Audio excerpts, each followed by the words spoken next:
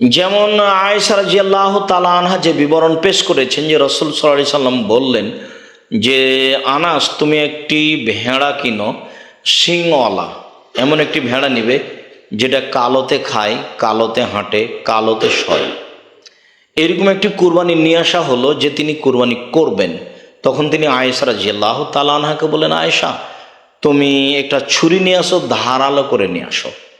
আয়েশা রাদিয়াল্লাহু তাআলা তাই করলেন। সম্মানিত দর্শক মণ্ডলী, এখানে আরেকটা কথা আপনাদেরকে বলে নিই, মানুষ তার স্ত্রীর নাম ধরে ডাকবে এটাই ভালো। রাসূল সাল্লাল্লাহু আলাইহি সাল্লাম মাঝে মধ্যে স্ত্রীর নাম ধরে ডেকে বলতেন কাজে। যেমন এখানে আল্লাহ নবী বলেন, আয়েশা ছুরিটা ধারালো করে নিয়ে আসো। যেমন অন্য জায়গাতে আল্লাহ রসুল বলেছেন, আয়েশা হালুম মিল আয়েশা না বিলিল খুমরাতে মিলাল মসজিদ, মসজিদ থেকে আমাকে চাটাইটা দাও। তাহলে বোঝা যাচ্ছে আল্লাহ নবী আয়েশাকে নাম ধরে আদেশ করতেন। এবং এইটাও বুখারী মুসলিমের হাদিস যে স্ত্রী স্বামীর নাম ধরে ডাকতে পারে। ওই যে আগের পর্বে আপনি দেখলেন যে হাজেরা রাদিয়াল্লাহু তাআলা আনহা বলছিলেন ইব্রাহিম আলাইহিস সালামকে, ইব্রাহিম কোথায় যাচ্ছেন, ইব্রাহিম কোথায় যাচ্ছেন?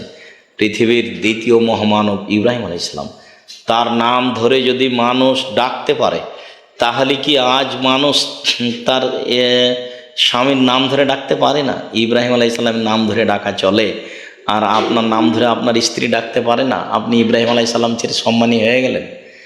আর যারা বলছে যে নাম ধরে ডাকা বেয়াদবি, বেয়াদবি বলাটাই বেয়াদবি, নাম ধরে মানুষ ডাকবে এটাই উত্তম। আয়েশা রাদিয়াল্লাহু তাআলা আনহা বহুবার বলেছেন যে আবু বকর সিদ্দিক রাদিয়াল্লাহু তাআলা আনহু আমার পাশে আসলেন এবং এই করলেন। তিনি বহু জায়গাতে তার পিতার নাম ধরে ডেকেছেন। তার পিতা মানুষ হিসাবে পৃথিবীতে সবচেয়ে মহামানব, নবী রাসূল ব্যতীত।